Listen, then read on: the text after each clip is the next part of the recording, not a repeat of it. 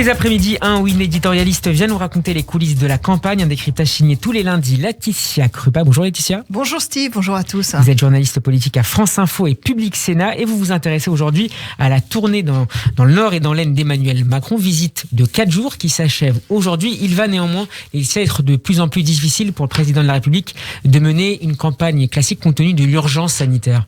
Oui, c'est ce que tout le monde et tous les observateurs ont remarqué. Est-ce qu'Emmanuel Macron est oui ou non en campagne ? La réponse est bien sûr oui. Et d'ailleurs, il l'a prouvé puisqu'aujourd'hui il est à Amiens. Il revient jour pour jour, 2 ans plus tard, face aux ex-salariés de Whirlpool. Je vous rappelle que c'était une séquence qui avait été finalement majeure dans la campagne de 2017 puisque Marine Le Pen puis Emmanuel Macron s'étaient déplacés pour promettre à ces salariés qu'ils ne les laisseraient pas tomber. Finalement, l'entreprise a dû fermer et finalement les 2 repreneurs successifs ont fait faillite. Donc Emmanuel Macron tient ses promesses. En tout cas, le candidat Macron met en scène le fait qu'il tient ses promesses. Il va rencontrer ses salariés. Pour juste la petite histoire, c'est un peu original, c'est que finalement, c'est François Ruffin qui le fait savoir sur son compte Twitter. François Ruffin qui, avant le week-end, a dit « Regardez Emmanuel Macron, et il n'a pas le courage de revenir devant ses salariés. » Eh bien, le chef de l'État, bien sûr, l'a fait. Et ensuite, il a relayé lui-même.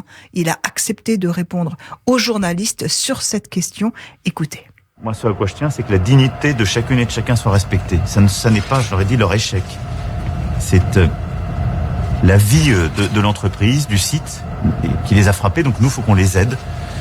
Et donc, sur chacun, on va continuer à proposer des solutions individuelles. On sait que pour certains, c'est plus dur, parce qu'il y en a qui sont fatigués, il y en a qui sont malades aussi. Et donc, on va continuer de les accompagner, de les aider. Certains pourront retrouver des emplois, pour d'autres, ce sera plus dur.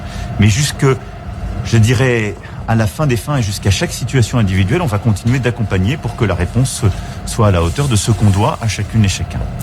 Donc oui, Steve, il fait campagne, Emmanuel Macron, sur les terres de ses adversaires, Xavier Bertrand et Marine Le Pen, députée du Pas-de-Calais. Mais il reste avant tout le président rattrapé, comme vous le disiez au début de notre conversation, par l'actualité. Et l'actualité notamment en Guadeloupe. Une actualité sanitaire, la Guadeloupe, bien sûr, des violences qui se multiplient, mais il y a quand même cette épidémie, cette pandémie qui reste malgré tout au centre de tous les débats publics parce qu'elle reste au centre de nos vies.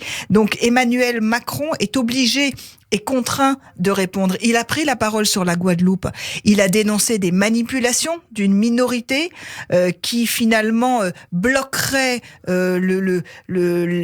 l'allant d'une majorité qui accepte de se faire vacciner. Il ne faut pas non plus croire qu'en Guadeloupe, c'est un tout petit peu moins en termes de taux, mais la majorité de la population est vaccinée. Et bien sûr, il appelle au calme. Donc Emmanuel Macron prend la parole sur des sujets centraux, sur des sujets nationaux et garde son costume de chef d'État.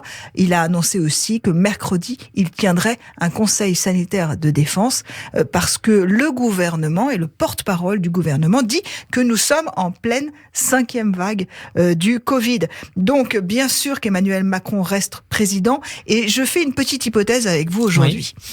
Je me dis qu'il sera peut-être comme le François Mitterrand de 1988, qui était resté président de la République jusqu'au mois de mars.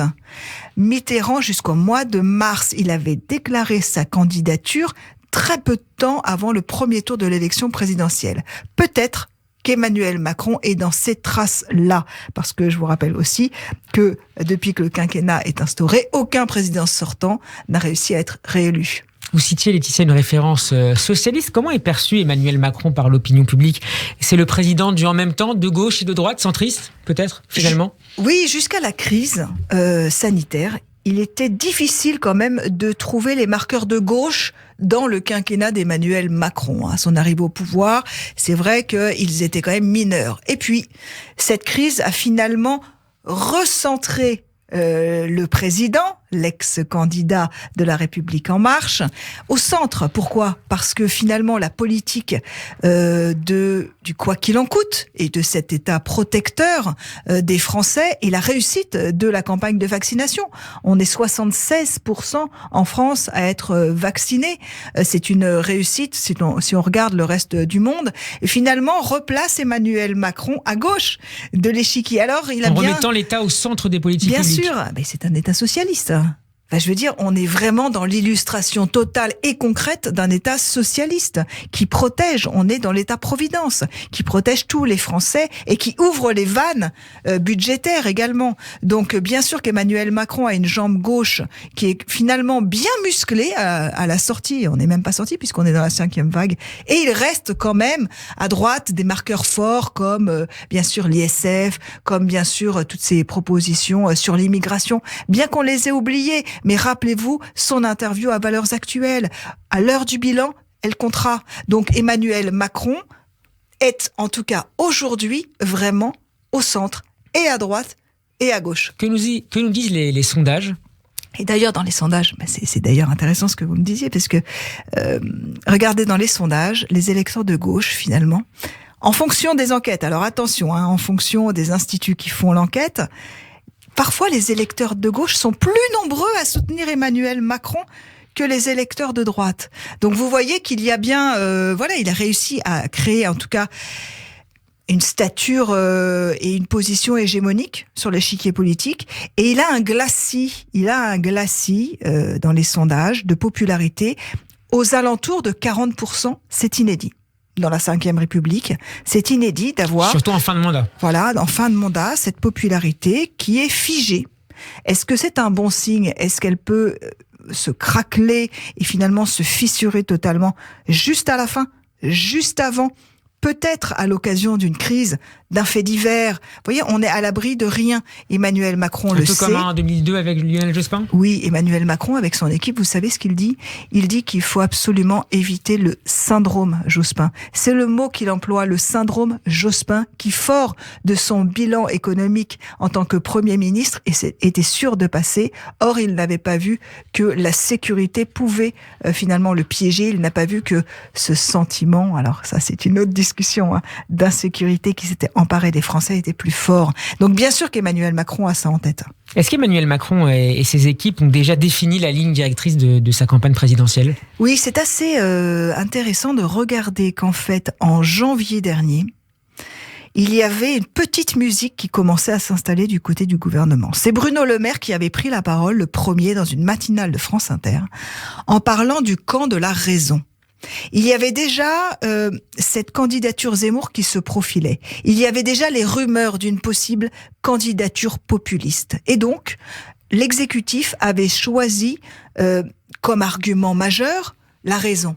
Or, une fois que ce mot est sorti dans plusieurs bouches de plusieurs lieutenants de l'exécutif, il y a une petite remise au point. Parce qu'à l'Élysée, on s'est dit que c'était très prétentieux, ce terme de raison. C'était très hautain, voire méprisant pour certains. Donc, ils ont dit stop, on arrête avec ce mot raison. On va davantage accentuer le fait que on est comptable d'un bilan pragmatique, d'une expérience. Et donc, on va insister sur les faits et sur les résultats qu'on a obtenus. Or, dans le Parisien aujourd'hui, je lis dans une petite colonne éditoriale que ce terme de raison revient dans certaines bouches de la majorité. Donc vous voyez, la il y a ligne toujours... Le Maire C'est la ligne, si vous voulez, face à quel est le match là pour l'instant à 5 mois de la présidentielle ? C'est l'extrême droite qui est quand même extrêmement forte, avec Marine Le Pen et Éric Zemmour qui se profilent, face à Emmanuel Macron. Le camp de gauche est pour l'instant inerte, et à droite, on attend de voir. Évidemment, pour l'instant, il y a une sorte de vide contextuel. Le congrès du 4 décembre. Pour le candidat LR. Donc, si vous voulez, face à la déraison, pour caricaturer, du camp de l'extrême droite, Emmanuel Macron, oui, incarne finalement la raison de la majorité silencieuse. Et ça, je prends aussi le pari avec vous, Steve. Je pense que cette majorité silencieuse, ces Français que l'on n'entend pas et qui, in fine, sont raisonnables et reconnaissent finalement avoir été protégés par le président, ce sera au cœur de la campagne futur du candidat Macron. Ça fait pas mal de paris pour lundi. Merci. Ouais, Laetitia j'en prends Krupa. beaucoup avec vous, j'ai remarqué, mais j'aime ça. En route vers la présidentielle, c'est à retrouver en podcast sur radioj.fr. Et d'ici là, on vous retrouvera lundi prochain. Demain, nous serons avec David Revaud-Dallon du Journal du Dimanche. Bon après-midi et bonne semaine. À lundi.